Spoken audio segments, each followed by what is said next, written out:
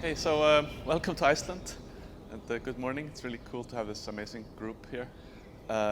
Really looking forward to hanging out with you.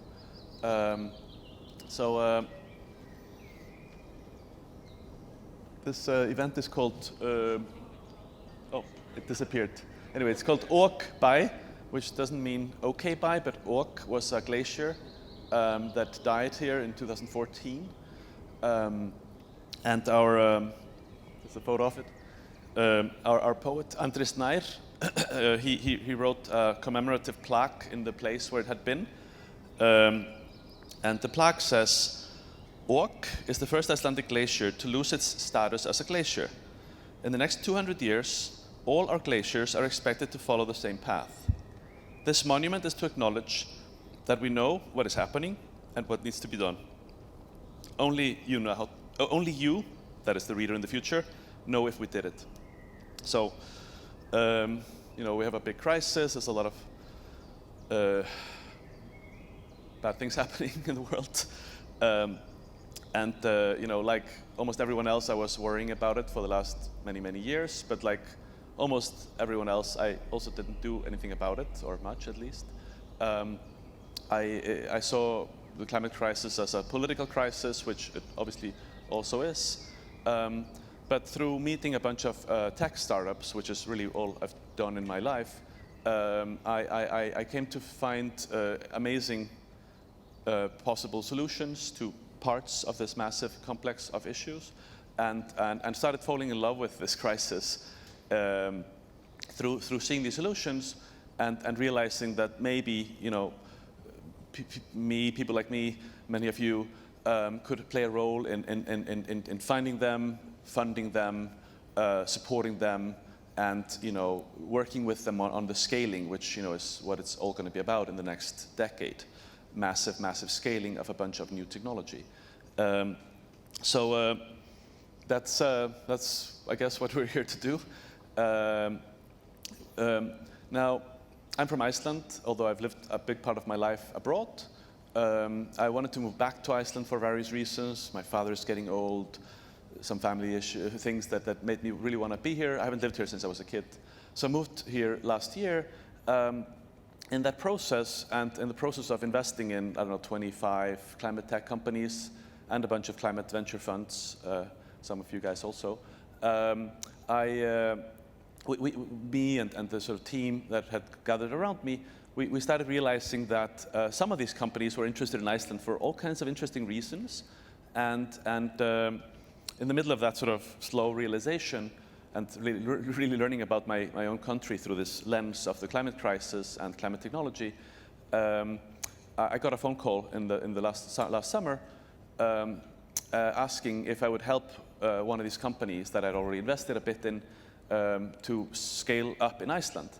And it's one of these phone calls where you just say yes, and then you sort of figure out how to do it. So the first step in solving a problem is usually finding the solver. So in this case, it was Kjartan and Kitty and a few other people that we got together and started learning about what it means to take a climate tech company and scaling it in Iceland. And it turns out that, well, we learned a lot, and it turns out there are some interesting things that can be done here, faster maybe than elsewhere. And yeah, that's kind of been the little learning process. And we call this group, this function, Transition Labs. Just, a laboratory for the massive transition that humanity has to go through. And I'm actually going to ask Kjartan, if you're here, to maybe come on stage and tell us a little bit about sort of the learnings we've done and where we got to. So that's Kjartan Olafsson.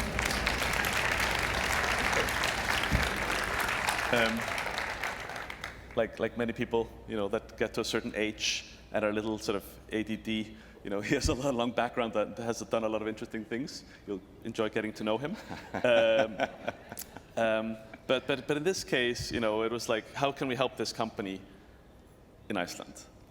And so I guess maybe just the first thing is to talk a little bit about what we learned. Sure. we had some ideas beforehand, and obviously there are general qualities to Iceland, which probably is worth mentioning because we have quite a lot of visitors. I mean, there are really nice qualities to Iceland that are just generic and benefit everyone. We have, we rank as the most peaceful nation in the world, which we have taken for granted forever, but are reminded in the last couple of months that really matters. We rank as one of the best and best functioning democracies in the world by the indexes that are measuring such things. Forever, I think for 10 or 12 years running, we're in #1 spot for the country in the world with the best gender equality. So there are like general qualities like this that we believe should attract businesses to come here.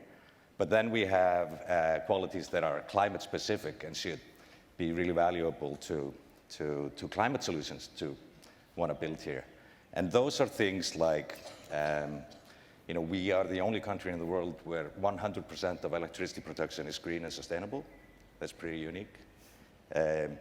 We have, of course, unmatched access to the ocean, to the North Atlantic, and infrastructure to support it, which benefits some climate solutions. We literally live on a basalt rock that benefits other solutions.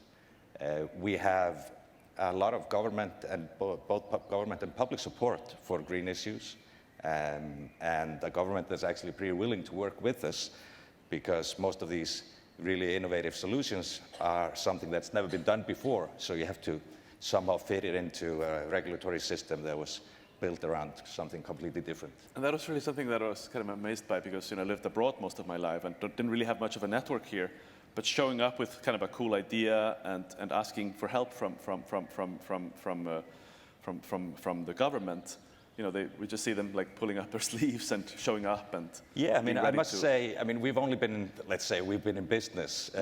We got our Kennitala, our corporate industry number, like I think 2 days before Christmas. So, but we've already worked on a couple of projects and one that actually will deploy pretty soon. So we have already worked with the government, and both on state level, municipality level, and so on. And we found that there's actually a lot of willingness to facilitate rather than slow us down. So can you sort of say a few things maybe about how we learned to work?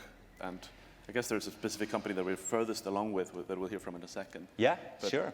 So we're, unfortunately, we're not in the glorious business of climate solutions. So we are supporting the big stars, like some of those that we'll be hearing from today. So, I'm sometimes taking the analogy that we want to be the midwife to the climate sector in that we're not trying to give birth to our own climate solutions, but we're trying to help other climate entrepreneurs bring their ideas into the world quickly and effectively and without complications. So, and how do we do this? Well, we're figuring it out, but currently it sounds like something from a self-help handbook, but we've identified 14 steps in the process of deploying and scaling climate solutions. And we're trying to build out ready-made, off-the-shelf solutions to speed those steps up for everyone. So you can say we're a one-stop shop, plug-and-play, whatever, solution for the climate business. Sure. And those are, maybe tedious things. Those are things like where to locate. So we're setting up agreements to have options of plots of land in different parts of Iceland that have different qualities, where we can enact our option and deploy really quickly, and that might save months at least. We're building out a pretty vast IP database with answers to questions that might come up along the way, be it legal issues, local international law, work permits, operating permits, mapping out strategic resources, or just mundane things like where do we find a large-scale conveyor belt? And those things can slow you down and take weeks and months to figure out. We're hoping to do a framework offtake agreement so we can quickly match up our partner companies with buyers of carbon offsets. Mm-hmm. We're hoping to do partnerships on project financing.